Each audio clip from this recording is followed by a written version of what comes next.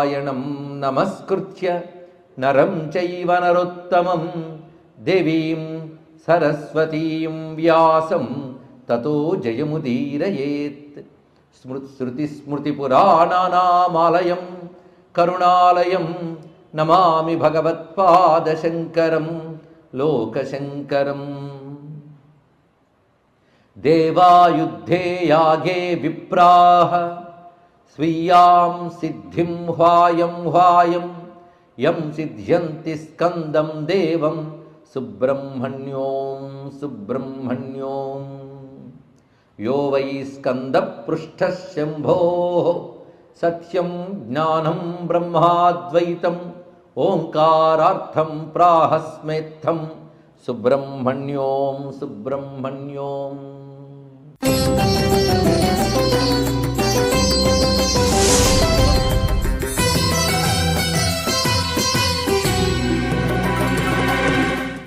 సుబ్రహ్మణ్యుని పేర్లలో స్కందుడు, సుబ్రహ్మణ్యుడు, గుహుడు అని పేరు. ఇక్కడ గుహ అంటే అర్థం ఏమిటి?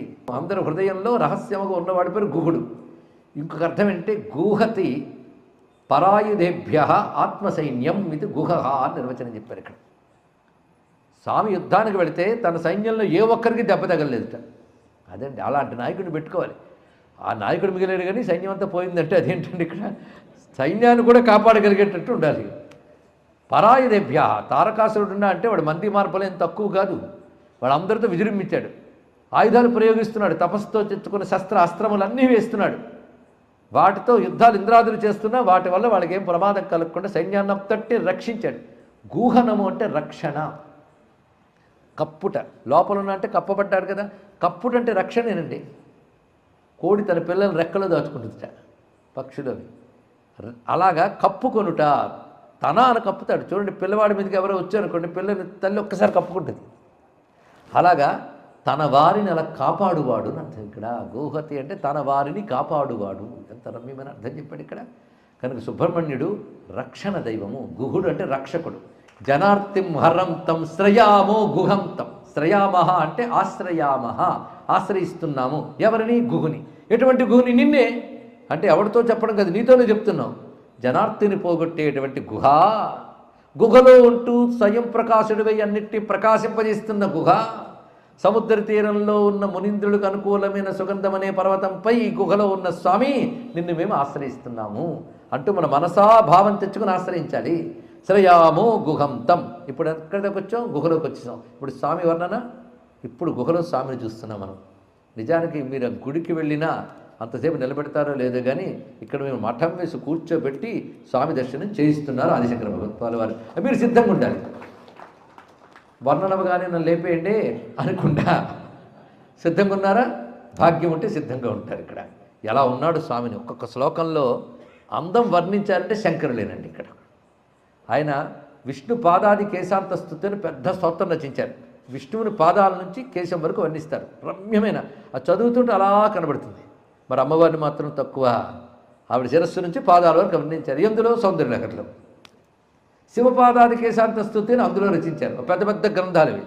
ఈ చిన్న గ్రంథంలో సుబ్రహ్మణ్యుడికి పాదాది కేశాంత స్తుతి మొత్తం. ఇప్పుడు సుబ్రహ్మణ్యుడి రూపాన్ని మన హృదయంలో ప్రింట్ చేస్తారు. మీ ఇష్టం, ప్రింట్ చేస్తారు, ప్రతిష్ఠ చేస్తారు. మీరు నిలబెట్టుకుంటే ప్రతిష్ఠ, చెరిపేస్తే బొమ్మ. ప్రతిష్ఠే కదా. ఇప్పుడు సిద్ధమే కదా. గుహలోకి వచ్చేసాం, సముద్రం దాటేసాం, పర్వతం ఎక్కేసాం, కూర్చున్నాం గుహలో. ఎక్కడ? తిరుచెందూరు కాదు, స్కందగిరి. అక్కడికి వెళ్ళిపోయాం, వెళ్ళి కూర్చున్నాం. ఎంత బాగుందండి. ప్రపంచం అంతా మర్చిపోవచ్చు. లసత్స్వర్ణగేహే నృణాం కామదోహే సుమస్తోమ సంఛన్న మాణిక్య మంచే సముద్యత్ సహస్రార్కతుల్య ప్రకాశం సదా భావయే కార్తికేయం సురేశం. ఆ గుహ ఎలా ఉన్నదంటే లోపల బంగారముతో నింపబడి గోడలు అన్నీ కనబడుతున్నాయి. సువర్ణమయమైన నివాసం అది. లసత్ స్వర్ణగేహే ఎలాంటిదంటే అది చూస్తే నృణాం కామదోహే, అది చూస్తే చాలు భక్తుల కోరికలన్నీ తీర్చుతుంది. కామదోహే అంటే కోరికలను పిదికి ఇచ్చినది, అన్ని కోరికలను తీర్చుంది. అంటే ఇల్లు ధ్యానిస్తేనే చాలు, ఆయన ఉన్న చోటు ధ్యానిస్తేనే కోరికలు తీరిపోతాయండి. వాళ్ళ అమ్మగారి పోలిక. వాళ్ళ అమ్మ ఇల్లు ఏంటి? చింతామణి గృహం. చింతామణి అంటే ఏది చింతన చేస్తే అది ఇచ్చేస్తుంది. అమ్మవారు కాదు, అమ్మవారు ఉన్న ఇంట్లో ఇటుకలు. ఇటుకలన్నీ చింతామణిలే. ఆ ఇల్లు ధ్యానిస్తే చాలు కోరికలు తీరిపోతాయి. అన్ని కోరికలు తీరిపోయాక అమ్మయ్య తృప్తి వస్తుంది కదా, అప్పుడు అమ్మవారి దర్శనం అవుతుంది. ఇది రహస్యం ఇక్కడ. అదేవిధంగా ఇక్కడ ఇల్లు ధ్యానిస్తే చాలన్న రుణాం కామదోహే, దానిలో అద్భుతమైన పువ్వుల అలంకారాలు ఉన్నాయి. స్వామి కూర్చోవడానికి మంచి చోటు ఉన్నది. మంచి మంచి అంటే స్టేజ్ లాగా అమర్చబడింది. అవన్నీ పువ్వులతో నిండిపోయి ఉన్నాయి. సుమస్తోమ సంచన్న, పువ్వులతో నిండిపోయి రత్నాలు కూడా పొదిగి ఉన్నాయి. అందులో బాగా కనబడుతున్న కెంపులు, మాణిక్యములు, అంటే పువ్వులు కప్పినటువంటి రత్నములతో, ముఖ్యంగా మాణిక్యములతో ప్రకాశిస్తున్న స్థానంపై కూర్చున్నాడు, నిలబడ్డాడు. నిలబడ్డ స్వరూపం ఎలా ఉన్నదంటే సముద్యత్ సహస్రార్కతుల్య ప్రకాశం. అప్పుడే వికసించినటువంటి 1000 బాలసూర్యులు ఎలా ఉంటారో అలా ఉన్నట్టు. సముద్యత్, చక్కగా ఉదయించిన రశ్మిమంతం సముద్యంతం దేవాసుర నమస్కృతం ఉజ్జద్భాను సహస్రాభ, అమ్మ పోలికే. అందుకే సముద్యత్ సహస్రార్కతుల్య ప్రకాశం, 1000 కొలది సూర్యులతో సమానమైన ప్రకాశం. ఈ వర్ణనలు ఎందుకు చేస్తుంది శాస్త్రం? ఎగ్జాజరేషన్ అండి అన్నాడు ఎవడు, వీడు చూసినట్టు. నీకు ఒక్క సూర్యుడే అర్థం కాడు, 1000 సూర్యులు అర్థమవుతారా అంటే అర్థం లోకంలో ప్రతి వాళ్ళకి ఒకటి చూడటమే కష్టం. 1000 సూర్యులు అంటే లోకానికి చెందింది కాదు, లోకాతీతం అని చెప్పడం కోసం వర్ణన చేస్తారు, అతీతం అని. అందుకే సముద్యత్ సహస్రార్కతుల్య ప్రకాశం, అటువంటి స్వామిని సదా భావయే కార్తికేయం సురేశం. ఆయన దేవతల్లో ఒకడు కాదు, దేవతలకు ఈశ్వరుడైన అటువంటి కార్తికేయుడైన దేవనాథుని ధ్యానిస్తున్నారు. అంటే ఆ గుహ లోపల చూడడానికి మరి రాయిలాగా ఉన్న గుహల ఇప్పుడు మారిపోయింది, అది స్వర్ణ గృహం. అందులో పువ్వులతో రత్నాలతో ఉన్నటువంటి స్థానం, దానిపై స్వామి యొక్క ప్రకాశం చూసినంత వెలుగు. ఆ వెలుగుని కొంచెం మనం అలవాటు పడి కుదురుగా చూస్తే అందరి రూపం కనబడుతుంది. చీకట్లో వెళ్ళగానే ఒక్కసారి లైట్ వేశాడు అనుకోండి, బల్బు కనబడదు, కాంతి కళ్ళు మినిమిట్లు గొలుపుతాయి మనకి. తర్వాత కొంతసేపు కాంతికి అలవాటైతే దానికి ఆధారమైన దీపం కనబడుతుంది. అలాగే ఇప్పుడు ఒక్కసారి సహస్రార్కతుల్యమైన వెలుగు కనబడిందంతే, రూపం చెప్పలేదు చూడండి. ఆ వెలుగు ఎవడిదో ఇప్పుడు చూపిస్తున్నారు. ముందుగా పాదములతో మొదలు పెడుతున్నారు. ఇక్కడ పాదపద్మాలకు నమస్కారం, స్వామి పాదాలతో. అంటే ఒక విధంగా మనం మఠం వేసుకుని కూర్చున్నా ధ్యానించలేని దాన్ని శ్రద్ధగా వింటే చాలు ఇప్పుడు ధ్యానించగలం. అటువంటి స్వరూపాన్ని చూస్తున్నాం.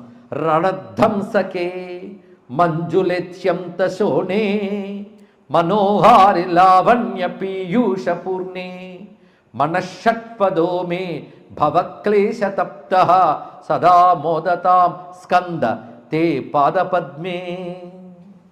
పాదపద్మములు, నా మనస్సు ఎప్పుడూ ఆ పాదపద్మాన్ని ఆశ్రయించుగాక. పద్మాన్ని ప్రేమగా ఆశ్రయించే తుమ్మిద అన్ని పువ్వుల దగ్గరకు వెళ్ళొచ్చు, కానీ పద్మం కనబడితే ఇంక దేనికి వెళ్ళదు, పద్మంలోకి వెళ్ళిపోతుంది. అంత వికసించిన పద్మం, దాని నిండా మకరందం ఉంటుంది. ఎలా వెళ్ళిపోతుందంటే పద్మాన్ని వదిలి మరి బయటకు రాదు. ఒకవేళ సాయంకాలం అయ్యేటప్పటికల్లా పద్మం ముక్కడించుకుపోతే అది అందులోనే ఉండిపోయి చచ్చిపోతుంది, కానీ బయటకు రాదు. ఇక్కడ అలా ఆశ్రయిస్తుంది. అలాగే నా మనస్సు అనేటువంటి తుమ్మెద నీ పాదమనే పద్మంలోకి లీనమైపోవాలి స్వామి. ఇక్కడ పద్మమైతే పద్మానుకున్న లక్షణాలన్నీ నీ దగ్గర కనబడుతున్నాయి. పద్మం చాలా అందంగా ఇంత వికసించి ఉంటుంది. నీది మంజులే అత్యంత శోణే, అత్యంత సుందరముగాను మంచి ఎర్రని కాంతులతో ఉంది. ఎందుకంటే సుబ్రహ్మణ్యుడు ప్రధానంగా ఆ ఎరుపు పసుపు వర్ణలతో మెరిసిపోతున్నాడు కదా, ఎర్రని పాదములవి. అత్యంత శోణే అంటే మిక్కిలి ఎర్రని రంగుతో ఉన్నటువంటివి కమలముల వలె. మంజులములు అంటే అత్యంత సుందరములుగా కనబడుతున్నవి. మనోహారి లావణ్య పీయూష పూర్ణే, పీయూషం అంటే అమృతం, మకరందం ఉంటేనే కదా 9 పడుతుంది. నీ పాదపద్మాల దగ్గర సౌందర్యం అనే మకరందం ఉందయ్యా. సౌందర్యం అంటే ఆనందం కలిపితేనే సౌందర్యం, ఆనందం లేకపోతే సౌందర్యం ఏది? అసలు ఆనందమే సౌందర్యం. కానీ అందమైన పాదపద్మాల్లో ఆనందమనే మకరందం ఉంది. అదే భక్తులు దేవతలు పాదాలు విడిచిపెట్టారు ఎందుకంటారంటే అక్కడ ఆనందం ఉంది. ఎవరు తల వంచి పాదాలను ఆశ్రయిస్తారో వారికి ఆనందం లభిస్తుంది, దుఃఖాలు పోతాయి. అందుకే అటువంటి ఆనందమనే అమృతం నిండిపోయింది కనుక సంసార క్లేశాలతో తప్పించిపోయిన మనస్సుని తుమ్మెద ఆ పాదపద్మాన్ని ఆశ్రయిస్తున్నది అన్నారు. అంటే క్లేశాలు పోవాలంటే పాదపద్మాన్ని ఆశ్రయించాలి. ఎంతకాలం ఈ సంసార క్లేశాల్లో తప్పించిపోయి నేను ఏదో పూర్వపుణ్య విశేషం వల్ల ఈ సముద్ర తీరానికొచ్చి ఈ కొండ ఎక్కి ఈ గుహలోకి వచ్చి నీ దివ్యమైన మూర్తిని చూసి నీ పాదపద్మాల యందు నా మనస్సు ప్రవేశిస్తున్నది. ఈ భవక్లేశ తప్తమైనటువంటి మనస్సు అనే తుమ్మెద ప్రవేశించిందంటే అర్థం నీ పాదపద్మాలను ఆశ్రయిస్తే క్లేశములు తొలగుతాయి. క్లేశం అంటే అవిద్య, అస్మిత, రాగ, ద్వేష, ఇత్యాదిని అభినివేశం అంటూ పంచక్లేశములు అంటారు వీటిని. ఇది పతంజలి యోగ సూత్రాలు చెప్తాడు, అది తెలిస్తే. అవిద్య అంటే సత్యం తెలియకపోవడం, అది మనకు ఎప్పటి నుంచో ఎన్నో జన్మల నుంచి అలవాటు. రెండు, నేనున్నాను అనే భావంతో ఉండడు అస్మిత. రాగం అంటే ఒకదాని మీద ప్రేమ ఉంటే రెండవది తప్పకుండా ఉండేది మరొక దాని మీద ద్వేషం. రాగ ద్వేష. దాని తర్వాత వచ్చేటువంటిది అభినివేశం, పట్టుదల, మొండి పట్టుదల. ఒకటి పట్టుకుంటే ఇదే ఇదే అని బాధించిన పట్టుదల. ఇవి అవిద్యలండి అన్నాడు. వీటి క్లేశములు అంటారు. క్లేశములు అంటే ఇవి. అందుకని ఏదో కష్టం కలిగి అప్పుల్లో ఉన్నాడు క్లేశాలు అంటే అసలు క్లేశాలు ఇవి. అలాంటి క్లేశాలు పోగాలి. వికారాలు కూడా ఉన్నాయట. క్లేశము వికారం అని రెండు ఉంటాయి ప్రతివాడికి. వికారం అంటే ఏమిటంటే పుట్టుట ఒక వికారం, పెరుగుట రెండో వికారం, పెరగడం అంటే తరగడం మూడో వికారం. ఇవాళ ఉంటే నిన్నట్టు ఉండం కదా, మార్పులు. దాని తర్వాత పోవడం అదో వికారం. వీటి వికారములు అంటారు. ఈ క్లేశము వికారం పోతే మోక్షమే. అందుకే శ్రీ గురుచరణ సర్వు జరచు నిజమన్న ముక్కురు సుధారి భరణవు రఘుబరు విమలజసు జోదాయక ఫలచారి బుద్ధిహీనతను జానికే సుమిరు పవన కుమార్ బలబుద్ధి విద్యా దేహుముహి అరహు క్లేశ వికారం. అది కలేశ వికారం అన్నాడు ఎవరు? తులసీదాస్. క్లేశ వికారములు అంటే ఇది. అది మామూలు మన భజన కొట్టే హనుమాన్ చాలీసగా దాని ఎంత ఆంతర్యం ఉందో చూడండి. ఇక్కడ మొత్తం బయటపెడితే హనుమంతుడు ఉపన్యాసం అవుతుంది. పక్కనున్నాడు కనుక గాలి తగులుతుంది నాకు, అందుకోసం నా మధ్యలో ఆయన తీసుకొస్తున్నాను. క్లేశ వికారములు అంటే ఇప్పుడు తెలిసింది కదా, క్లేశములు. క్లేశం అంటే ఈ అర్థంతో వాడాడు. శంకరులు రాసింది, ఎవరో మామూలు వాళ్ళు కారు. మన క్లేశం అంటే తెలియదు. ఈ అవిద్య మొదలైన క్లేశములు తొలగితే మోక్షమే. కానీ ఆ క్లేశములతో తప్పించిపోతాడు జీవుడు. దీన్నే తాపత్రయం అంటాం. ఆది భౌతిక ఆధ్యాత్మిక ఆధ్యాత్మిక తాపత్రయములు క్లేశములతో కూడినవి. అనేక జన్మల నుంచి అలవాటైపోయాయి. ఈ క్లేశములతో తప్పించిపోయినటువంటి మనస్సు అనే తుమ్మెదిగాడు నీ పాదపద్మాన్ని చేరి అక్కడున్న పూర్ణమైన ఆనందామృతాన్ని ఆస్వాదించి ధన్యుడవుతున్నాడయ్యా అని పాదపద్మాన్ని వర్ణించారు. వర్ణన ఎలా ఉందో చూస్తున్నారు కదా. పాదపద్మములు అక్కడ అందముగా ఉన్నవి అని చెప్పట్లేదు, మనస్సు అందులో లీనమవుతుంది అంటున్నారు. చెప్పడంలో విశేషం అది. ఆ తర్వాత స్వామి యొక్క వస్త్రములు కట్టి వరకు వేసుకున్న వస్త్రం చెప్తున్నారు.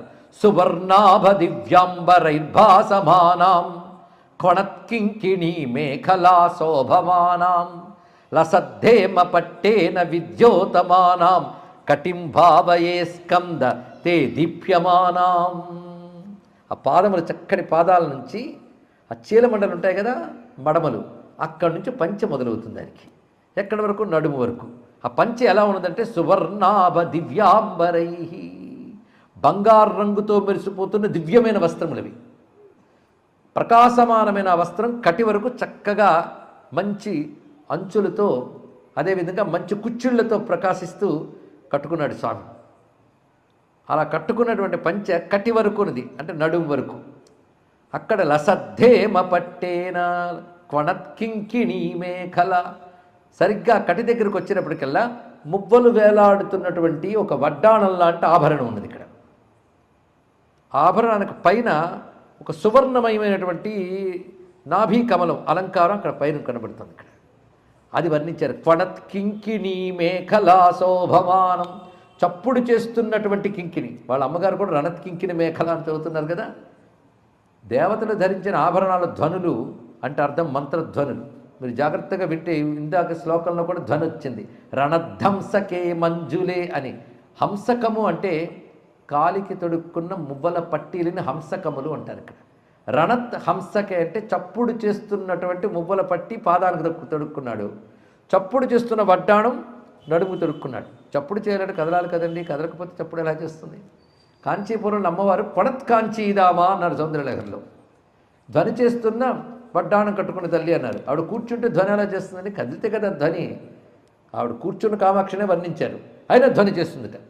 ఎందుకంటే జడమైన వస్తువు అయితే మనం కదిపితే ధ్వనిస్తుంది, చైతన్యమైన వస్తువు తనంత తానే ధ్వనిస్తుంది. భగవంతుడి స్వరూపం అంటే మంత్రస్వరూపము. ఇది రహస్యమైన అంశం ఇక్కడ. అంతేగాని అమ్మవారు ఆభరణాలు ఎక్కడ తెచ్చుకున్నారు కానీ భలే వేసుకున్నారండి, 24 క్యారెట్టేనా అని అడగకూడదు. ఎందుకంటే ఎవడు తయారు చేసిన వస్తువులు కాదు, అమ్మవారి స్వరూపాలు భాగములు, చైతన్య స్వరూపాలు. అదే ఆభరణ స్తుతి అని ఒక పెద్ద వాంగ్మయం ఉంది. అంటే ఆభరణమును ధ్యానించడం అంటే మంత్రమును ధ్యానించుట. అందులో వినబడే ధ్వనులు నాదములు, మంత్రనాదములు. ఇది రహస్యం. అదే పాదాల దగ్గర కట్టుకున్నటువంటి మువ్వల పట్టీలు రణధ్వంసకే, ధ్వనిస్తున్న హంసకములు అన్నారు. ఇక్కడేమన్నారు? కొణత్కింకిణీ మేఖల శోభమానం. అలాంటి ఒకానొక అందమైన వడ్డాణం, దానిపైన ఒక బంగారపు ఆభరణం. లసద్దేమ పట్టేన విద్యోతమానం, అలా ప్రకాశిస్తున్న కటిం భావయే స్కంద తే దీప్యమానం. అటువంటి నీ కటిని నేను భావన చేస్తున్నాను అంటే నడుము దాకా వెళ్ళిపోయాం. ఇక ఆ తర్వాత విస్తారమైన వక్షస్థలం పైభాగంలో కనబడుతుంది. కటి పైభాగంలో వక్షస్థలం అత్యంత విస్తారంగా ఉంది. ఎలా ఉన్నదంటే పుళిందేశ కన్యా ఘనాభోగ తుంగస్తనాలింగనాసక్త కాశ్మీర రాగం నమస్యామ్యఘం తారకారే, నమస్యామ్యఘం తారకారే తవోరస్వభక్తావనే సర్వదా సానురాగం. భావన ఎలా చేయాలో చూడండి. ఊరికిన జానిస్తనం కాదు, ప్రేమతో కనెక్ట్ అవ్వాలి, ప్రేమ కనబడాలి. అది ఎలా చూపిస్తున్నారో చూడండి. పుళిందేశ కన్యా అంటే బోయల రాజు కూతురు అంటే వల్లీదేవి. వల్లీదేవి స్వామి యొక్క పత్ని, వల్లీ దేవసేన, వారు ఉభయులు. అంటే స్వామి ఘట్టాల్లో జనన ఘట్టం ఒకటి, పట్టాభిషేకం ఘట్టం ఒకటి, అసుర సంహార ఘట్టం ఒకటి, కళ్యాణ ఘట్టం ఒకటి, 4 అత్యంత మహిమాన్వితములు. వాటి స్మరిస్తే యజ్ఞాన్ని చేసిన ఫలితం లభిస్తుందట. అయితే ఇంకా తర్వాత చూద్దాం పుళిందేశ కన్యా వివాహం, ఎందుకంటే మూర్తి ధ్యానం బాగా చేయాలి. వల్లీదేవి మొత్తాన్ని పుళిందేశ కన్య అంటే వల్లీదేవి. ఆ వల్లీదేవిని ఆయన ప్రేమగా ఆలింగనం చేసుకున్నాడు. అప్పుడు ఆమె వక్షస్థలంపై కాశ్మీరం అంటే కాశ్మీరం కుంకుమ పువ్వు మొదలైనవి, కుంకుమ మొదలైన సుగంధ ద్రవ్యం వక్షస్థలం మీద ఉంటే ఆమెను పట్టుకున్నాడు. కానీ ఈయన వక్షస్థలానికి అంటే ఇక్కడ కానీ ఆయన వక్షస్థలంలో సహజంగా ఉన్న సుగంధ ద్రవ్యములు కాకుండా వల్లీదేవి యొక్క వక్షస్థలంలో ఉన్నటువంటి కుంకుమాదులతో అలంకృతమైన వక్షస్థలంతో ప్రకాశిస్తున్న సుబ్రహ్మణ్య అన్నారు. ఇక్కడ ఇదేమిటండి ఈ మాట? ఇది సంప్రదాయం. వెంకటేశ్వర సుప్రభాతం మీకు తెలుసు. కమలాకుచ చూచుక కుంకుమతో నియతారు నితాతుల నీలతనో. అమ్మవారి యొక్క వక్షస్థలంలో ఉన్న కుంకుమ అంటుకున్న వక్షస్థలంతో ఉన్న వెంకటేశ అని దాని అర్థం. ఇలాంటి వర్ణనే శివపురాణుల వ్యాసుడు గౌరీ కుచితట ద్వంద్వ కుంకుమాంకిత వక్షసే అని శివుని చెప్తాడు. పార్వతీదేవి యొక్క వక్షస్థలంలోని కుంకుమతో అలంకృతమైనటువంటి నీ వక్షస్థలానికి నమస్కారము. అయితే కొంతమంది నాస్తికులు, దేవతాతత్వం తెలియని వాళ్ళు, ఇదేమిటండి శృంగార వర్ణన ఇవన్నీను అని వెంటనే అంటారు. అరే నీకంటే పవిత్ర హృదయులైన సన్యాసులు రాసిన శ్లోకం రా ఇది అని చెప్పాలి. ఇక్కడ వాళ్ళకి ఇక్కడ అవయవాలు కనిపించవు, భావం తెలుసుకోవాలి. ఇక్కడ అంటే అయ్యవారిని చూస్తే అమ్మవారు గుర్తు రావాలి, ఇది గొప్ప భావం. ఇక్కడ దీన్ని సమయాచారం అంటారు. ఇక్కడ ఒక్కొక్కరిని విడిగా చూడటం కాదు, అయ్యవారిని చూస్తే అమ్మవారు గుర్తు రావాలి. ఇక్కడ ఇక్కడ అమ్మవారి యొక్క వక్షస్థలం అంటే వక్షస్థలం హృదయస్థానం.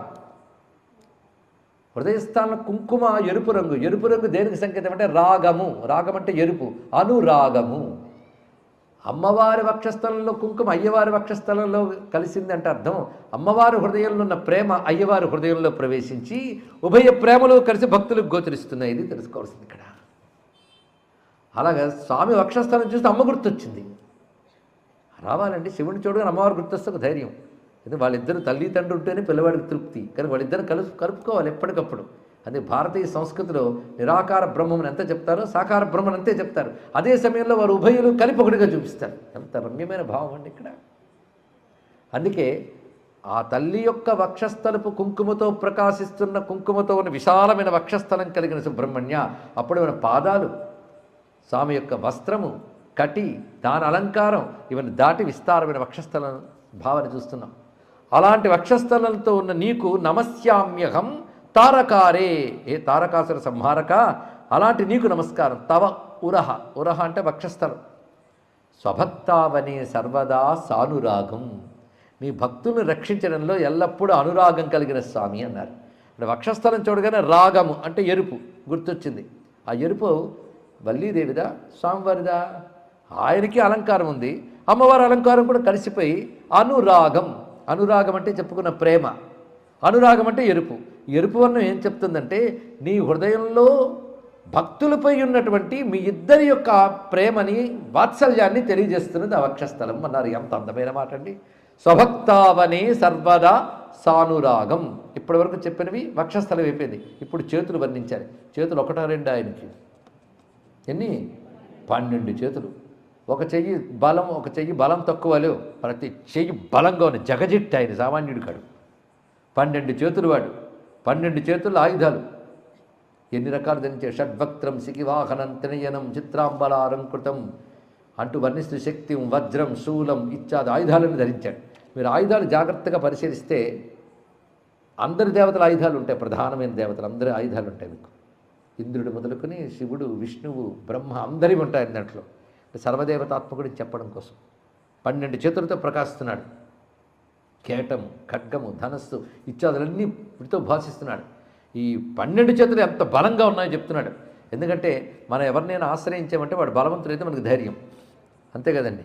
అంతే వెళ్ళాం కానీ ఆయనే పీరగా ఉంటే మనకేం ధైర్యం అండి. ఇక్కడ ఎలాంటి చేతులంటే ఆ బాహుబలం తారకాసురాది రాక్షసులకు తెలుసు. అటువంటి బాహువులు 12 చేతులు ఎంత అందంగా వర్ణిస్తున్నారు శంకరుడు. అదే భుజంగ ప్రయాతం, కానీ ఒక్కొక్క శ్లోకంలో ఒక్కొక్క భావం కనబడుతుంది చూడండి. విధౌ క్లుప్త దండాన్ స్వలీలాధృతాండాన్ నిరస్తే వసుండాన్ విషత్కాల దండాన్ హతేంద్రారి షండాన్ జగత్రాణ సౌండాన్ సదాతే ప్రచండాన్ శ్రయే బాహు దండాన్. నిన్ననే శంకరుల పొయిట్రీ గురించి చెప్పుకున్నాం. ఇండా అనే శబ్దంతో ఎంత నడిపాడండి ఇక్కడ. ఆ చేతుల ద్వారా చేతుల మహిమ చెప్పడం కాదు, స్వామి మహిమ. స్వామి మహిమ ప్రకటిస్తున్నాడు. చేతులు దేనికి సంకేతం? చేతక సంకేతం. ఇక్కడ ఉన్నది ఇక్కడ చెయ్యడమే చెయ్యి. దేంతో చేస్తామో అది అందుకే దీనికి కర్రము అని పేరు. కరోతీతి కరహ చేస్తుంది, అందుకే చెయ్యి అని పేరు. చేసేదే చెయ్యి. చేతులు ఏం చేస్తున్నాయి? చేతులు అసలు సంహారం కాదండి, ఎన్ని పనులు చేస్తున్నాయో. ఆయన చేతులతో ఎన్ని పనులు చేస్తున్నాడో చెప్తున్నారు ఇక్కడ. దీన్ని బట్టి ఇన్ని పనులు చేసేవాడు సుబ్రహ్మణ్యం తెలుసుకోవాలి ఇక్కడ. మొదటిది విధౌ క్లుప్త దండాన్. సృష్టిలో నియమాలు పెట్టాడు ఆయన. ఆ నియమాలు ఉల్లంఘిస్తే దండిస్తాడు చేతులతో. కానీ సృష్టి నియమాలని నడపువాడు, నియమించువాడు. అది దండం దేనికి సంకేతం అంటే రాజదండం ఉంటుంది, అథారిటీ. ఆ దండం పట్టు కూర్చున్నాడంటే ఆయనకు అథారిటీ ఇచ్చేమని అర్థం ఇక్కడ. కనుక ఆయన తన చేతులతో ఏం చేస్తున్నాడంటే ముల్లోకాల నియమాన్ని శాసిస్తున్నాడు. ఎవరి శాసనభావం వల్ల ప్రపంచం నడుస్తుందో వాడు భగవంతుడిని ఉపనిషత్తు చెప్తోంది. భీషాస్మాద్వా తప్పవతే భీషోదేతి సూర్య అని ఉపనిషత్ మంత్రం. ఏ పరమాత్మ శాసనం వల్ల సూర్యుడు ఉదయిస్తున్నాడో, గాలి వీస్తున్నదో, నీరు ప్రవహిస్తున్నదో ఆ పరమాత్మకు నమస్కారం చేస్తున్నాను అంటుంది ఉపనిషత్తు. కనుక సృష్టిలో నియమాలని నియంత్రించేవాడు కనుక తన చేతులతో విధౌ అంటే నియమములను, క్లుప్తము అంటే అర్థం బ్రీఫ్ చేయడం కాదండి, సమకూర్చుట అని అర్థం ఇక్కడ. నియమాలను సమకూర్చడంలో సమర్థవంతములైన చేతులవి అంటే విశ్వాన్ని నియమంతో నడుపుతున్న చేతులవి. విధౌ క్లుప్త దండాన్. అంతేకాదు విశ్వమంటే ఎన్ని బ్రహ్మాండాలు ఉన్నాయండి, లెక్కలేని బ్రహ్మాండములు, అన్ని అండములే. వృత్తాకారములు చెప్తున్నారు ఇక్కడ. బ్రహ్మాండం అనే మాటే మన వేదం నుంచి వచ్చిందంటే అర్థం సృష్టిలో ఎన్ని గోళ పదార్థాలు ఉన్నాయో గోళల్లో ఎన్ని గోళాలో దర్శించారు మన వాడి చూడండి ఇక్కడ. ఈ అఖిల బ్రహ్మాండములని కూడాను ఎవరు పట్టి నడుపుతున్నారు? ఆశ్చర్యం, అవునా లేదా? ఏ గ్రిప్ లేకుండా ఆకాశంలో ఎలా ఉందండి ఇదంతా? అరే అంత ఉన్నది కింద పడుతున్నాయే, ఇలాంటివన్నీ లేవు అంతరిక్షంలో. వీటిని ఎవడు పట్టి నడుపుతున్నాడు ఆలోచించాలి. భూమే ఉంది, భూమి తన స్థానంలో తానుంది. భూమి చిట్లిపోకుండా చెదిరిపోకుండా ఎవడో పట్టాడు లోపల. ఇది ఇలా ఉండడానికి ఎవరి కారణం? ఇది తన కక్షలో తాను తిరుగుతూ కక్ష వీడకుండా ఉండడానికి ఎవరి కారణం? ఇలా గ్రహాలు, నక్షత్రాలు, అంతరిక్షంలో ఉన్న అనేక జ్యోతిర్మండలాలు ఎవడి పట్టు మీద నడుస్తున్నాయి? ఇది ఆలోచించాలి. అప్పుడైనా ఆలోచించామా? అందుకే యక్షుడు ఒక మాట అడుగుతారు, మూర్ఖుడు అంటే ఎవర్రా అని. నాస్తికుడు అన్నాడు ధర్మరాజు సమాధానం. నాస్తికుడు అంటే ఎవర్రా అంటే మూర్ఖుడు అన్నాడు.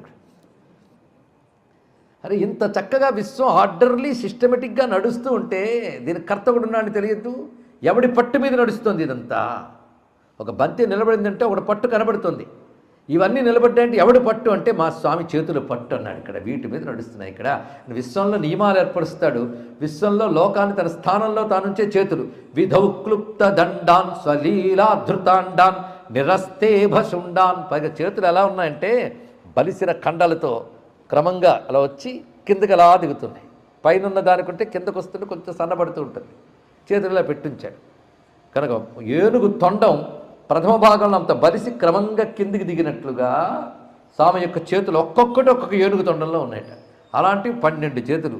నిరస్తే భసుండాన్ అంటే దిగ్గజాల తొండములని ఓడించగలిగే చేతులు. పుడుతూనే 6వ రోజున బయటకు వచ్చే అష్టదిగ్గజాల తొండములు పట్టుకుని కిరాటు వేశాడు ఆయన తిప్పి.